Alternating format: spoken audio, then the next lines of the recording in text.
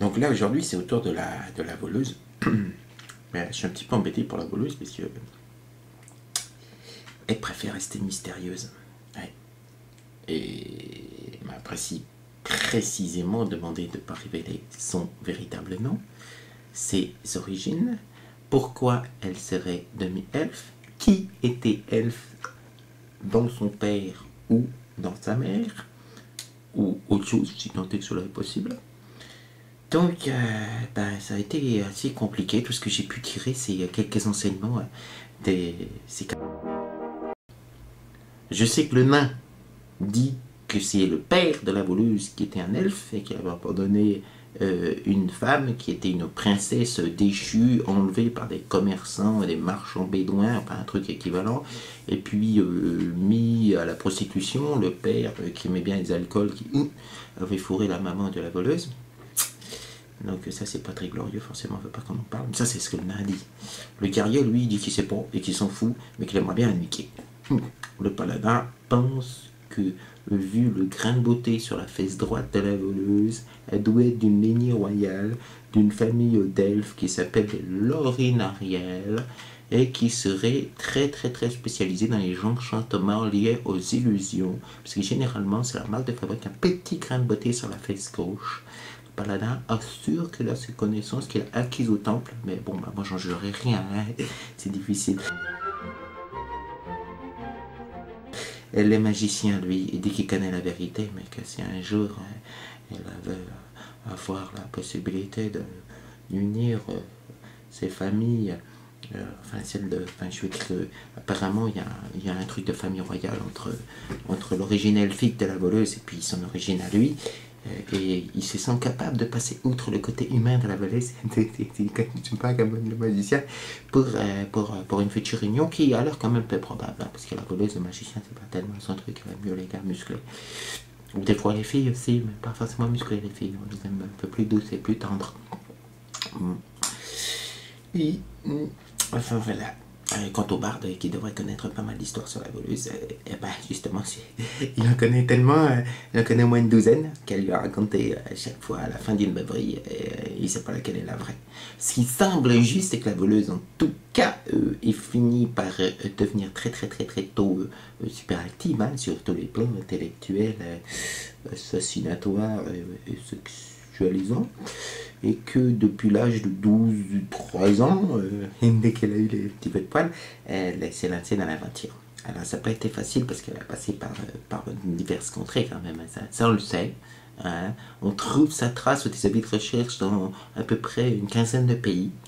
On trouve aussi la trace de nombreux nobles qui se seraient, comment dire, jetés ou suicidés de dépit une fois la honte d'une liaison extra-conjugale exposée.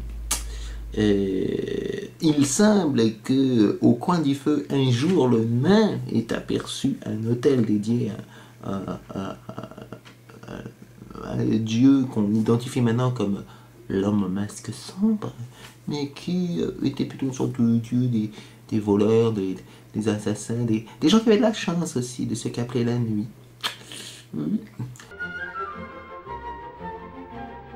Il y a aussi une petite chose qui est claire, c'est que son véritable nom, bah ça, on ne sait pas trop. Donc généralement, ses camarades l'appellent Alice. Je sais, ça fait aussi chanson, j'aurais pu mettre d'ailleurs la chanson, mais non, c'est Alizé ou Zéphyr. C'est toujours quelque chose qui a l'air au vent, qui a trait au vent, à quelque chose qui passe, s'emporte, s'envole, et vous laisse quelque peu détroussé.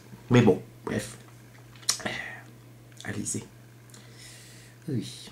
Non, c'est incroyable de vouloir être mystérieux, mais moi je peux rien y faire, elle veut pas. Donc je passe à son portrait chinois, voilà. Alors, un animal.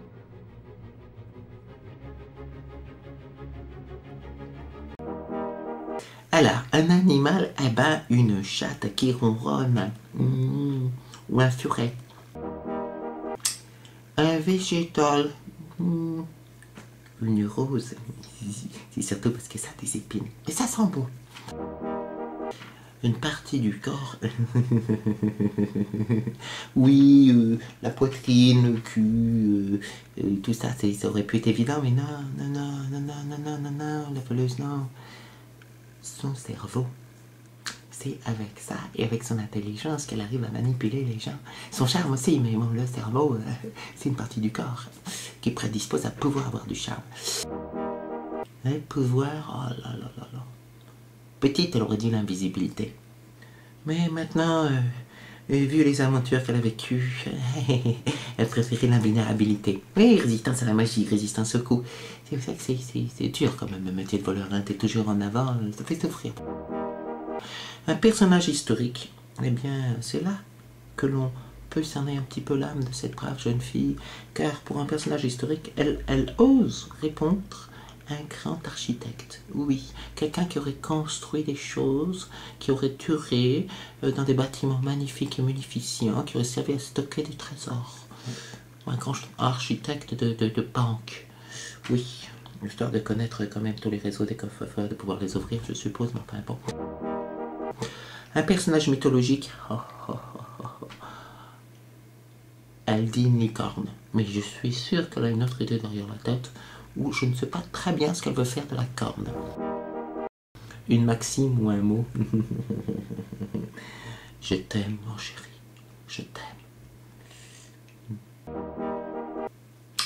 Une qualité.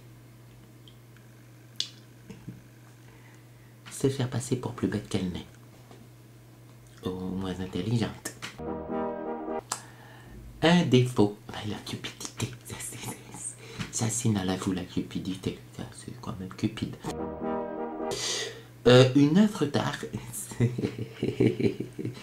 Et elle-même. Ah ouais, c'est quand même quelque chose d'arriver à se sculpter ainsi sa réputation et puis d'avoir entretenu son corps de la sorte. Un phénomène naturel, l'orgasme. Surtout celui qu'elle s'est simulé ou donner. Ah oui, pensez donc. Une couleur. Normalement, en son jeune temps, elle aurait répondu le noir. Mais là, non. Non, non, non, non, non, non. La couleur chair, tout simplement. La couleur chair, comme celle des peaux qui se rencontrent. Des contacts frémissants qui s'embrasent. Et l'on oublie tout et l'on se réveille tout nu. Débarrassé de tout, c'est bien. Un objet. Un coffre. Tout simplement. Sans faux. Pour contenir un maximum de trésors possibles. Voilà.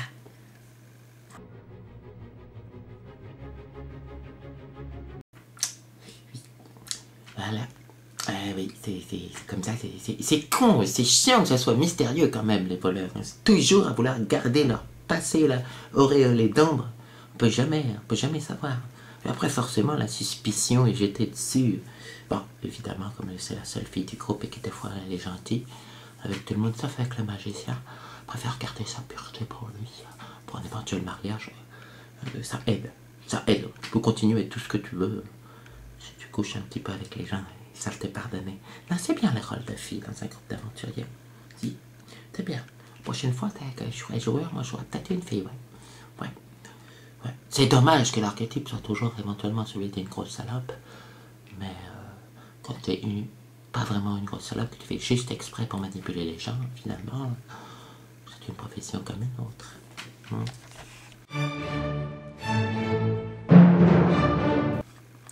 La semaine prochaine, je sais pas, il y a le Bard qui pousse au cul, mais il y a le nain aussi qui fait chier. Je sais pas, je verrai. Je pense que le magicien sera dernier en tout cas.